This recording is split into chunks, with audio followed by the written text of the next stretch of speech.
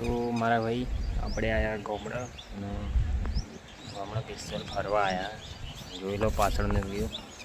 અત્યારે હું એવી જગ્યાએ આવ્યો ને ભાઈ જો મજા આવે, કુદરતી નજારો. તમે ખુશ થઈ જાઓ કે ના મારો ભાઈ ફરવા જેવો એવું લાગે.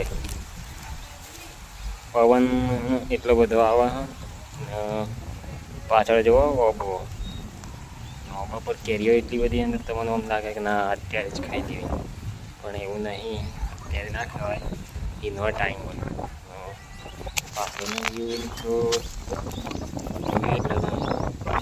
એકચ્યુઅલમાં હાલ હું જે જગ્યાએ હોય એ વિજયનગર તાલુકો લાગે, પણ અહીંયા સીને હોય જોવા જેવું, ફરવા જેવું સારું.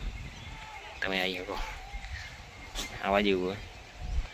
મેં કીધું તો કે વિડીયો બનાવી, પણ ટાઈમ ના મળે. બાકી અત્યારે ટાઈમ મળે બનાવો. આવું જો આપણે એસટી ઇલાકામાં આવું ચાલે.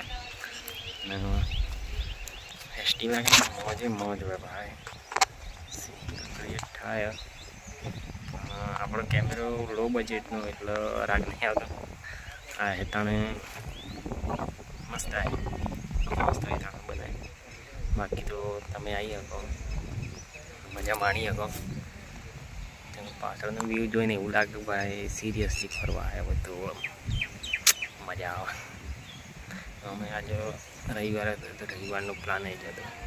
રવિવારના દિવસે આપણે છુટ્ટી હોય, છુટ્ટીના દાડા ઘરે આવીને સીને હતું કે બધા એમ કહેતા હતા કે ઘરે આવો તો ઘરે આવ્યા.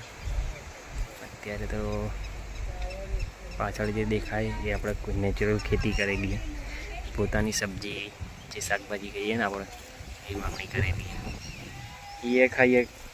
નેચરલ જ ખાવું આપણે, કોઈ દવા બવાની પોતાના માટે બનાવતા હોય તો આરામ હાલ જ બનાવું.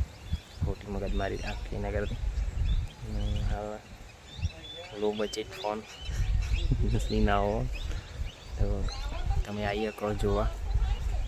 જેને હોય આવે.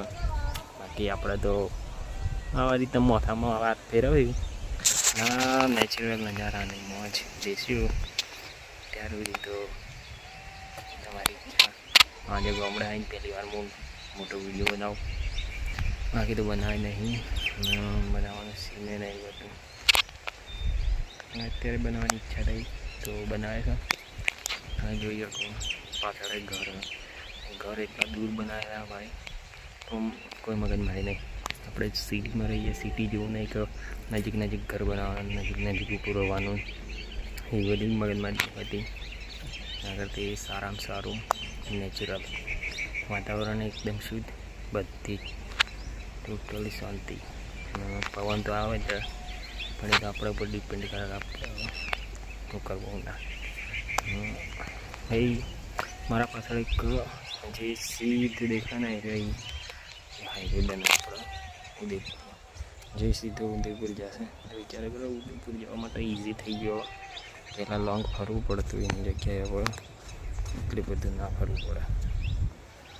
એટલા માટે પાછળના કેમેરાથી બતાવી દો પાછળનો વ્યૂ. પાછળનો વ્યૂ અહીંયાથી જ મારા ડુંગરો ચાલુ થઈ જાય. જો અહીંયાથી ડુંગરા આવો ભાઈ ના જે ફરે ને ટ્રેક એ આપણે રોડ બનાવવા મોટો. તો હવે કયો હાઈવે બનાવે એ તો ખબર નહીં, પણ સીધો રાજસ્થાન ટચ કરાવી દે એટલે મોસ્ટ ઓફલી આ ઉદયપુરવાળો હાઈવે ટચ કરાવી દે એના. તો એનાથી બેનિફિટ એ કે જલ્દીમાં ઉદયપુર નીકળવું હોય તો એ ફરવા માટે બેસ્ટ. પહેલે તો આ જ ફરવા જેવી જગ્યા, ટોટલી જગ્યા જોઈ દઈએ તો મજા રહે. બાકી તમારે આવવું હોય તો વિજયનગર સર્ચ મારજો, પણ અત્યારે રોડ બરાબર નથી, જેને તમારે કોઈ કોમ લાગશે નહીં ફરવા જેવું. બાકી મળીએ ત્યાર સુધી તો વિડીયો બનાવીએ, બીજા વિડીયોમાં મળીએ. બરાબર.